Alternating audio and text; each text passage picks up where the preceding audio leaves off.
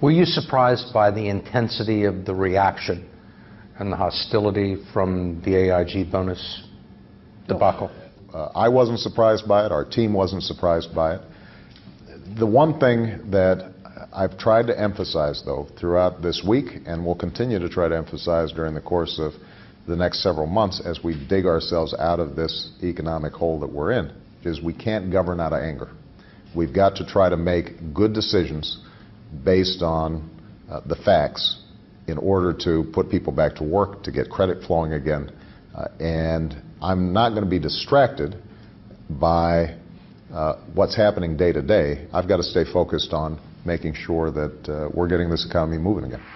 The president ordered his Treasury Secretary, Timothy Geithner, to use every legal means to recover the bonus money from AIG. If it's not repaid, it will be deducted from the company's next bailout payment. But the House decided to extract its own revenge, passing a bill that would impose a tax of up to 90% on the AIG bonuses and on the bonuses of anyone making more than $250,000 a year who works for a financial institution receiving more than $5 billion in bailout funds. I mean, you're a constitutional law professor. Yeah.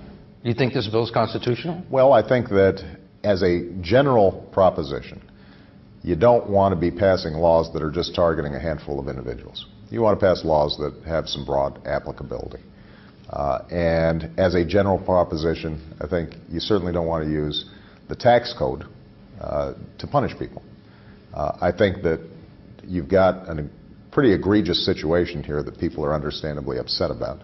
So let's see if there are ways of doing this that are both legal, that are constitutional, that uphold our basic principles of fairness, but don't hamper us from getting the banking system back on track. You got a piece of legislation that could affect tens of thousands of people. Some of these people probably had nothing to do with the financial crisis, and some of them probably deserve the bonuses that they got. Well, is that fair? Well, and that's why we're going to have to take a look at this legislation carefully. Clearly, the AIG folks getting those bonuses didn't make sense. And one of the things that I have to do is to communicate to Wall Street that given the current crisis that we're in, they can't expect help from taxpayers, but they enjoy all the benefits that they enjoyed before the crisis happened. Mm-hmm. You get a sense that in some institutions that has not sunk in, that you can't go back to the old way of doing business, certainly not on the taxpayer's dime.